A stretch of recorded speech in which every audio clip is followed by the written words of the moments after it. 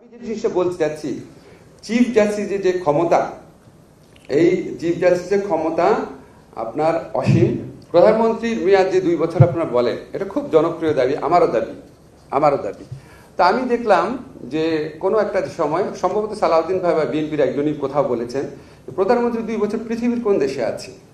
আমেরিকার রাষ্ট্রপতির কাছে আছে। তা আপনি প্রধানমন্ত্রী 2 বছর বললেই শুধু হবে না, আপনি যদি কনভিন্সিং আর্গুমেন্ট করতে হবে তো যে পৃথিবীর আর কোন দেশ আছে সেটা বের করে তারপর দেখেন হয় কিনা। কারণ প্রধানমন্ত্রী 2 বছরের মেয়াদ কিন্তু কোথাও নাই আসলে।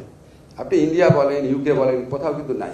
ফলে আপনাকে যখন বিএনপি বা অন্য যারা বিরোধিতা করতে চাবে যে প্রধানমন্ত্রী 2 বছর মেয়াদ কেন, আপনাকে কিন্তু ইমোশনাল ভাবে বললে হবে না, 2 বছর মেয়াদ করলে হবে। 2 বছর মেয়াদ যদি বাংলাদেশের বর্তমান যে সিস্টেম ছিল, 2 বছর 2টা মেয়াদও যদি রাখেন, আপনারা যেটা করতে চান যে আচ্ছা একনায়কতন্ত্র থেকে মুক্তি চান, 2টা মেয়াদে করেই একনায়কতন্ত্র করা সম্ভব।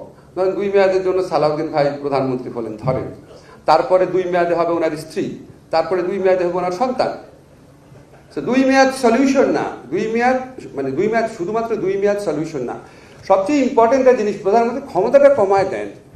প্রধানমন্ত্রী ক্ষমতা, যেমন আমি সবসময় একটা জিনিস বলি, ফান্ডামেন্টাল একটা জিনিস ভারতে বলে যে রাষ্ট্রপতি ক্যাবিনেটের সিদ্ধান্ত অনুযায়ী, ক্যাবিনেটের পরামর্শ অনুযায়ী সিদ্ধান্ত নেবে, আর আমাদের এখানে রাষ্ট্রপতি প্রধানমন্ত্রী ক্ষমতা অনুযায়ী সিদ্ধান্ত নেবে।